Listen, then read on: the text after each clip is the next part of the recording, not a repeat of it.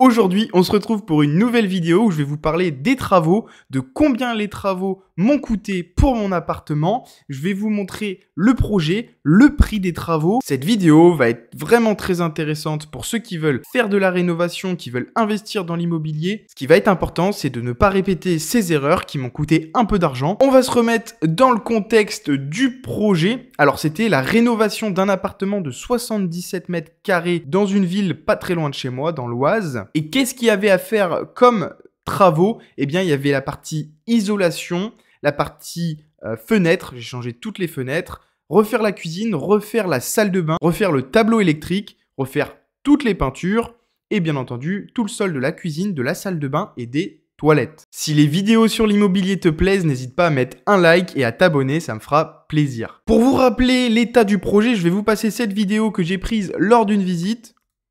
Donc là, on est dans le couloir d'entrée, on rentre dans une première chambre et là, il y a une deuxième chambre traversante. Bon, on peut voir que c'est d'époque. Désolé, il n'y avait pas beaucoup de lumière puisqu'il n'y avait pas d'électricité et les volets roulants n'étaient pas ouverts. Là, on est dans le couloir qui mène tout de suite sur une troisième chambre. Celle-là est un peu plus grande. On a la partie toilette avec le compteur électrique à gauche et enfin la salle de bain. Plutôt d'époque, clairement, il y avait beaucoup de travail.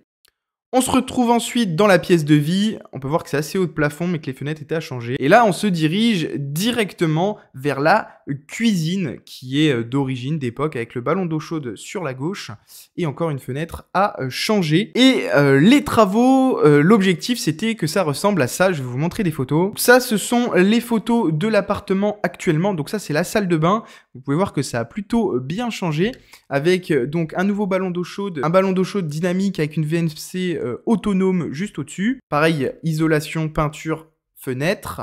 La grande pièce de vie qu'on a pu voir juste avant. Les toilettes. Ça, c'est la cuisine qui a quand même bien changé. Moi, personnellement, je la préfère.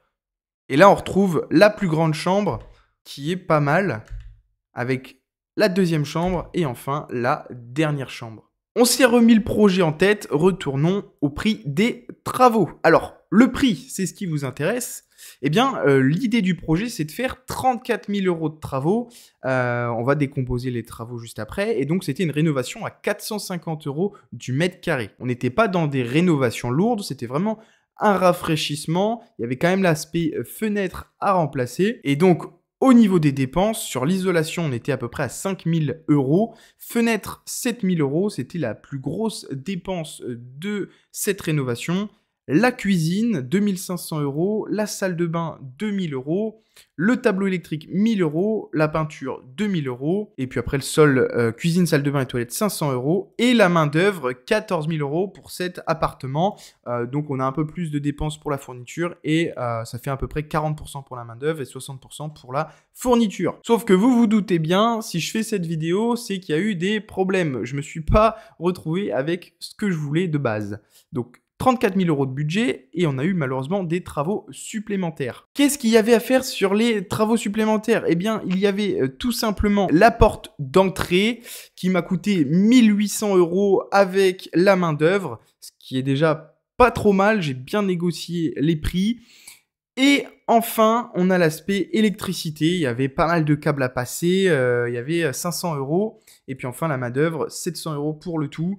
Donc ça fait 3 000 € de dépenses supplémentaires. Finalement, on n'était plus à 34 000 €, mais on était à 37 000 € de travaux. Et ça, malheureusement, c'est de la trésorerie propre que j'avais sur un livret A, que j'aurais bien voulu garder, mais j'ai dû faire ces dépenses supplémentaires pour finir l'appartement. Ce qui est intéressant de savoir, c'est pourquoi j'ai eu ces 3 000 € supplémentaires, pourquoi j'ai fait ces erreurs. Eh bien, la première erreur, c'était tout simplement de ne pas prendre 15% d'aléas. Qu'est-ce que j'entends par 15% d'aléas? Eh bien, si on fait un chiffrage à 100 000 € de travaux, on va prendre 15 000 € supplémentaires pour les aléas. Parce que oui, dans la rénovation, quand on casse un mur, quand on ouvre un tableau électrique, eh bien, on ne sait pas forcément ce qui se cache derrière. Et donc là, si j'avais pris ces 15% d'aléas, eh bien, j'aurais eu largement de quoi financer le reste des travaux. Concrètement, comment vous faites? Eh bien, vous demandez à l'artisan de surestimer de 10 ou 15% son devis et vous allez avoir le financement de votre banque avec 15% supplémentaire. La deuxième chose, c'était de sous-estimer le temps des travaux. Et oui, quand on est investisseur immobilier, l'objectif, c'est de finir les travaux le plus rapidement possible pour que l'appartement soit mis en location le plus rapidement possible ou de revendre le plus rapidement possible. J'ai été propriétaire au mois de septembre, le 9 septembre précisément, et j'avais en tête de mettre en location l'appartement début janvier 2025. Qui était prévu, c'était 3 mois et demi de travaux. Par contre, on le sait tous, il y avait des travaux supplémentaires et des choses qu'on ne peut pas prévoir, c'est l'humain. Quand l'humain est fatigué ou quand il est malade, eh bien, il est moins productif. Et donc, c'est aussi ça, les chantiers, c'est les aléas en termes de coûts, mais aussi en termes de temps. Donc ça, c'est important de prendre 15-20% de temps supplémentaire pour l'ensemble d'un phasage d'un appartement. La finalité, c'est quoi? Eh bien, c'est que l'appartement a été terminé milieu de février. Bon, il reste quelques détails, par exemple, poser les kits solaires pour les volets roulants, mais bon, on les a pas reçus, donc ça, c'est pas de notre faute. Et ça va être important. Si vous avez des échéances par rapport à votre crédit et que vous êtes ric-rac pour payer, eh bien prenez en compte les délais, les plannings, parce que ça peut prendre du temps. Et la troisième erreur, c'est vouloir aller trop vite. Il ne fallait pas aller trop vite, parce que quand on va trop vite, on fait des erreurs, on oublie des choses, on peut même totalement passer à côté d'une rénovation parce qu'on veut aller trop vite. Et une fois que c'est rénové, qu'on a peint, si malheureusement on n'a pas passé le câble électrique et qu'on s'aperçoit qu'on n'a pas de prise dans la chambre, eh bien, c'est pas terrible. Donc, c'est les 3 points importants que moi, en tout cas, j'ai fait comme erreur, surtout pour les 2 premiers points. Les choses que je voulais vous montrer aussi, c'est les réussites. Et oui, parce que j'ai fait ces quelques erreurs qui m'ont coûté, entre guillemets, que 3 000 €, mais j'ai fait des choses qui étaient plutôt pas mal. La première chose, c'était de bien suivre le chantier et les dépenses. J'étais vraiment omniprésent sur le chantier.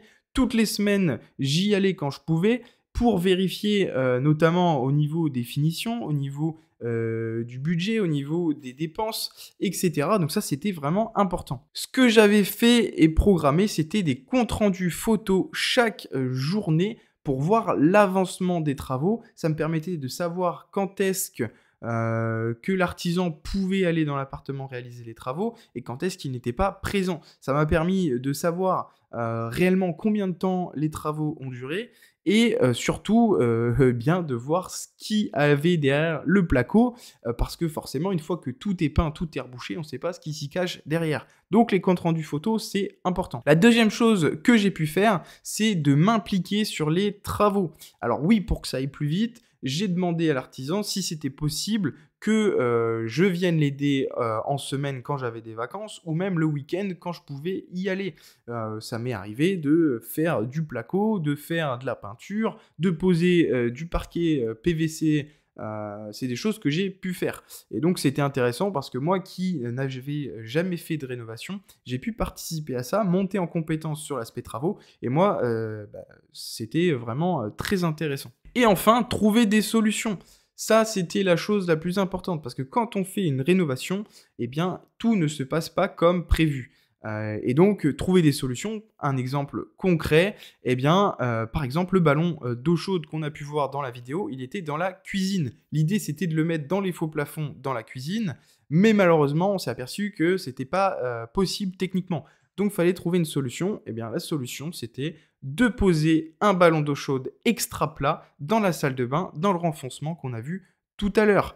Et donc ça, c'était les points les plus importants. J'espère que cette vidéo t'aura plu sur l'aspect travaux. N'hésite pas à mettre dans les commentaires ce que tu aimerais que j'aborde ou s'il y a des choses que tu aurais aimé que j'aborde. C'était Alexandre. Salut!